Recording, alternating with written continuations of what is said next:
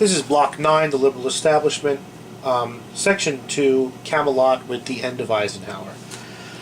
Eisenhower's two-term presidency came to a successful end in 1960, and we're just going to go over quickly what happened at the very end of Eisenhower's term. In 1959, the 49th and 50th states were added to the Union, Alaska being the 49th and Hawaii being the 50th in 1959. To add to the continuing economic boom, the St. Lawrence Seaway was completed in 1959. This connected the Great Lakes again to the Atlantic Ocean with a modern shipping lane that tankers and large cargo ships could go through. You could think about it in terms, it's a 20th century version of the Erie Canal, and what it does is it turns all of America's cities on the Great Lakes into international ports.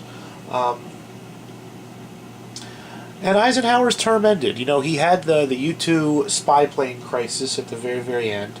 But he was unique in the sense that he left office after 8 years, 2 full terms, the same way he had entered it, as the most popular man in America, which is quite an achievement. He was widely respected on all sides of the political spectrum for his dignity, his decency, his sincerity, his goodwill, and his moderation. He was a Republican, but he was no conservative in many different ways. He had woven the reforms of FDR's New Deal and of Truman's Fair Deal into the fabric of American life. No one could ever imagine to win a presidential election after Eisenhower by going against what the New Deal had done. He had moved towards civil rights a little slowly for some people, but he recognized that he could only move as fast as the American people wanted to move. And he had done lots of things to encourage civil rights. He sent the Army to protect integrating schools. He signed a civil rights bill. The toughest decade of the Cold War was the 1950s, and against countless threats to peace, Eisenhower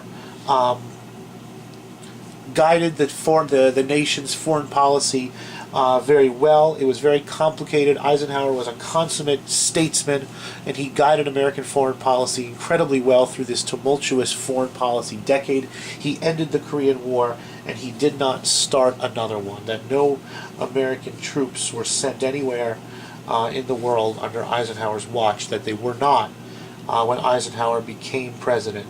Soviet adventurism and expansionism slowed down. That although Eisenhower disliked war as only a general can, the Soviets knew that in Eisenhower they were dealing with a serious man. He had not managed to slow down the arms race between the United States and the Soviet Union, and he regretted that as he left office.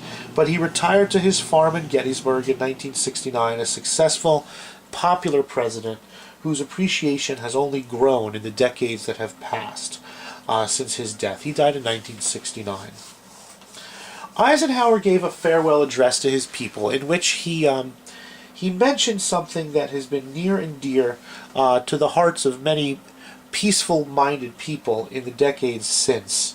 He had the soldiers' authority, the ethos, if you will, to criticize the American military. And in his final year in office, in what was a farewell address, he gave a speech in which he warned the American people that there was what he called a military-industrial complex that could be a danger to the American people, that the government, defense contractors, the Army, universities were all tied together very, very closely in providing the arms and armaments that the United States used to defend itself against the Soviet Union.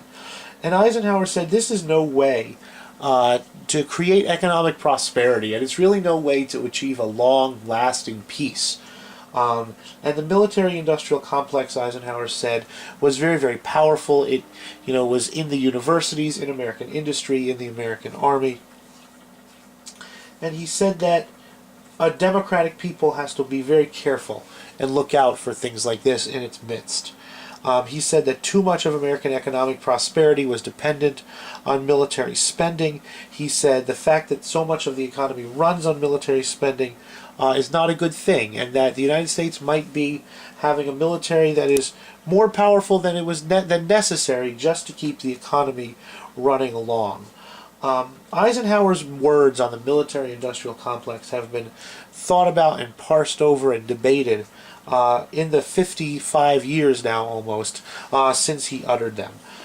But Eisenhower retired to his farm in Gettysburg. He had special permission to live on a house on the property, really, where right next to where the Battle of Gettysburg was fought. It was an honor afforded to him as, you know, the preeminent soldier of his age. And the old soldier faded away.